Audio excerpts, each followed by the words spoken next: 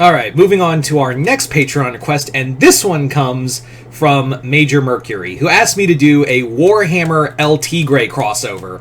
As always, if you guys would like to have a Patreon request done, just hit the link below. Head on over to my Patreon, where you guys can hit the 3rd tier. That'll allow you access to do so.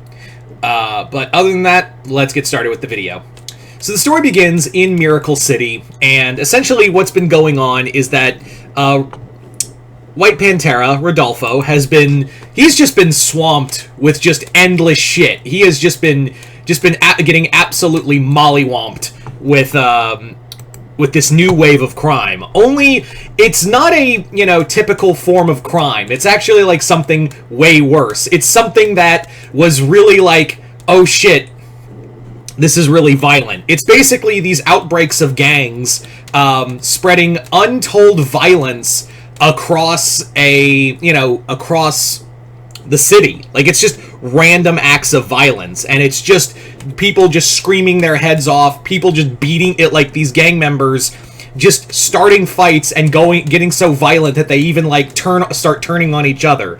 And White Pantera has just been running around endlessly. He has just been exhausted from these endless fights, like just constantly, like, because it's just day in and day out. It's not like there's a plan. There's no, like, fucking, there's nothing. There's really, like, no set plan. There's no, like, big evil score that allows him to, sorry. Just had to turn the volume down real quick. I didn't know if, I was being picked up on the mic. Anyway, but there's, like, no rhyme or reason to any of this, and he's just like, what the fuck? I don't, like, how the hell does this keep happening? And they also keep saying, like, even El Tigre's been trying to help when he's not stealing with his grandfather, but basically what they're trying, like, the one thing that's kind of a running thing for this gang, or these, gangs in general, is that they all keep saying, like, their battle cry, essentially, is called Blood for the Blood God, Skulls for the Skull Throne. In fact, they're, like, taking people's heads and collecting their skulls. And Frida makes this very corny joke of, oh, so they're like the Predators. And he's like, what? No! People are dying! Shut up! So, if you haven't guessed yet, Korn has come to Miracle City. But we'll get to that in a bit. Yeah, what happens next? Like, that's Rodolfo can't measure. He can't mentally comprehend the level of violence that is being seen before him. It's just like an absolute shit show. And meanwhile, Manny is just like, yeah, these guys have been kind of weird. They've been like nothing short of just absolutely hostile, and we're not used to that. Like, I know the villains in Miracle City are really bad. Like, I'm well aware that these guys aren't good guys. But at the same time, holy dog shit, these guys are, like, I saw one guy grab some old lady, then beat her to death with her own cane, then proceed to cut her head off, pull the skin off of the face, and then take the skull and beat one of his friends to death. I am not mentally prepared for this.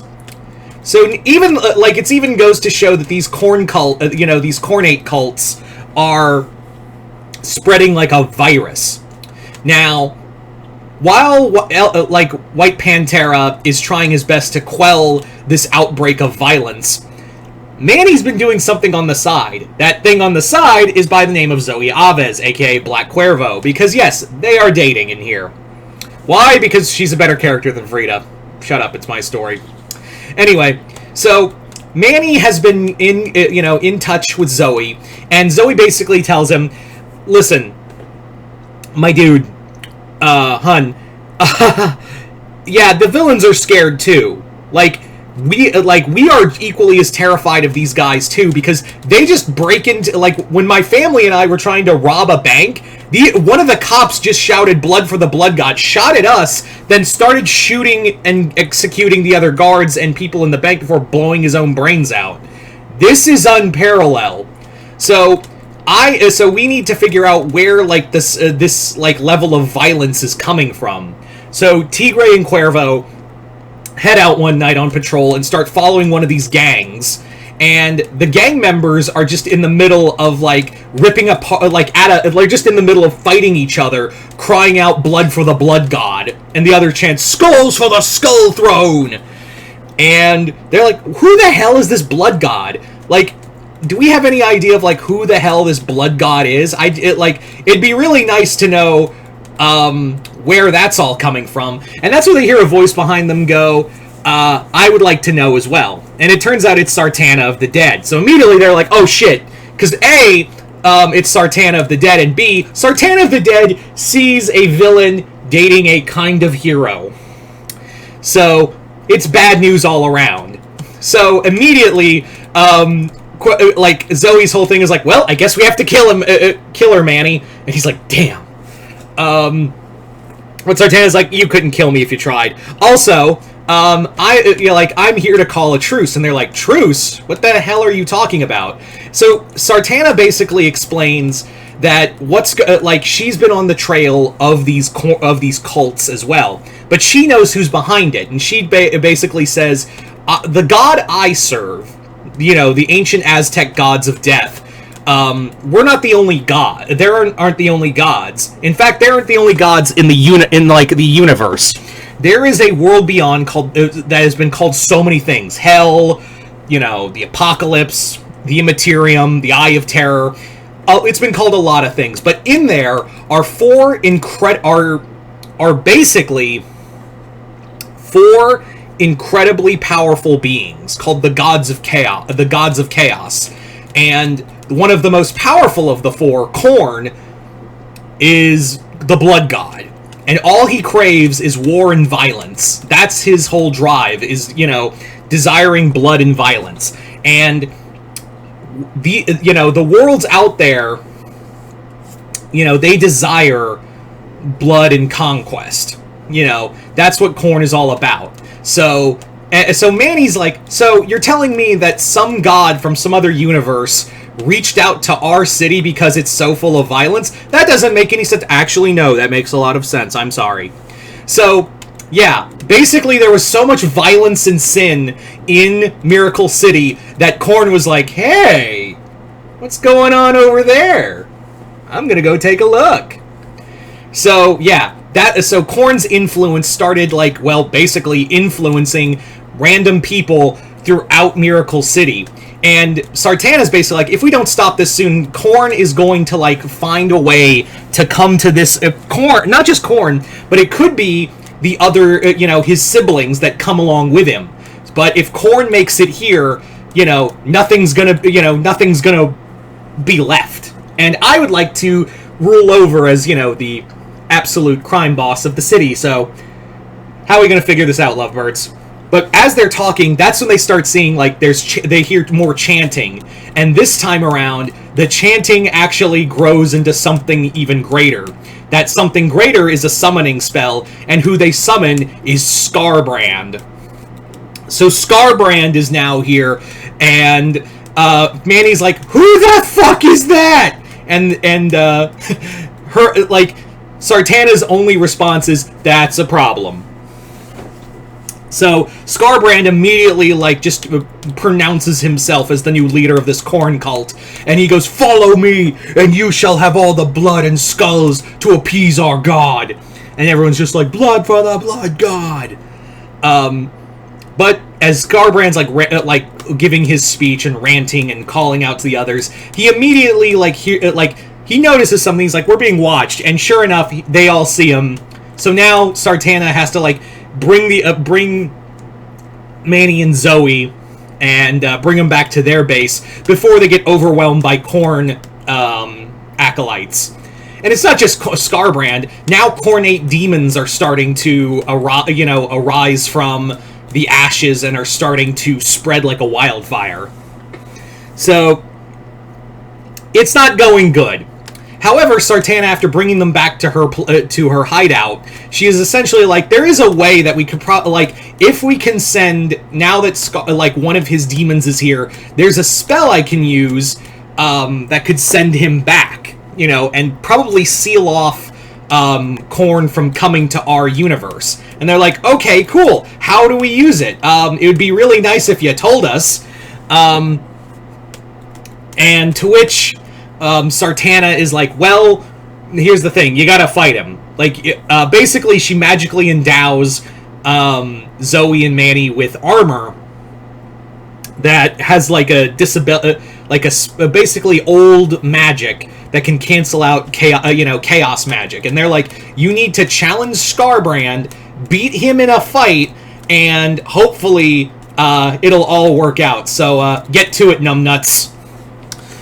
So Zoe and Manny head back out into the world, and sure enough, Scarbrand's already leading a just all-out rampage across the world. Like, he is already, like, a Miracle City, heroes and villains alike are being hunted down and forced to fight both these cultists and demons, with Scarbrand, leading the charge. As it gets worse, Manny, tells, go save my dad, go find him, I'll take on Scarbrand. And she's like, you are going to he is going to kill you. And he's like, he kisses her and he's just like, I'll be with you soon, Miyamor. Go. So she leaves. Manny challenges Scarbrand, and Scarbrand's just like, I honor this. May your blood spill for the blood god, and may he remember this battle. So Manny and Scarbrand, they do battle, and it's just a bloody, it's just a blood-soaked match. Like, Manny's like, every time Scarbrand strikes him, while the armor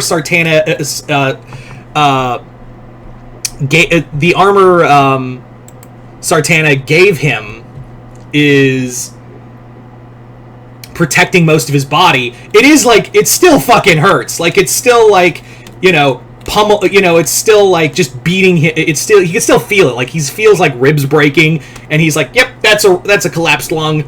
But eventually, like, Manny just keeps fighting, and everyone's watching as him and Scarbrand continue to just get into a slug match, until eventually he does overcome Scarbrand, does manage to get the strength to beat him down, and in doing so, the connection that Scarbrand had with the Immaterium and that magic pulls him and the Cornate demons back. This allows the heroes and villains to actually rally and round up the Cornate demons. I mean, the Corn cultists. But they're like, now we know, it doesn't matter. Our violence will bring Scarbrand back, and with it, we will bring back the Blood God. We will continue until the Great One can sit upon the giant's, the biggest skull throne imaginable. All hail the Blood, and he just gets blasted. His head gets blasted off, and it's Sartana, and she's there, and she's like, these ones belong to me now. And they're like, no, they're going to jail. And she goes, yeah, I bribed them off. They all belong to me now. And I'm going to make sure that these cultists forget the name Korn. How? I'm going to make them I'm going to make sure they serve a new god. Instead of a god of violence, they're going to be serving a god of death. So, Sartana basically kills all of them. Kills all the Cornate demons, and one of them says, even in our death, even by killing us, you spill our blood, and you will appease the blood god. And she's like, death first, blood later, and kills him, makes them all into new skeleton slaves, and proceeds to leave. By the end of it, Manny's like being held, like Zoe's trying to hold him up, while Manny's like, holy shit, I beat a demon prince in battle. How fucking cool am I? And she's like, yeah, very cool. We'll figure out your reward later. Right now, we need to get you to a hospital. And of course, White Pantera sees that his son is now dating a villain, and he's like, I don't know what to do. I don't have the parenting skills to deal with this. I might move. But no, he gets over it. But yeah. Anyway, so there you go, guys. That is pretty much the Warhammer El Tigre crossover. I want to thank Major Mercury for this Patreon request and continued patronage. Other than that, hope y'all enjoyed this. I'm Mr. Multiverse. I'll see you next time in the Multiverse.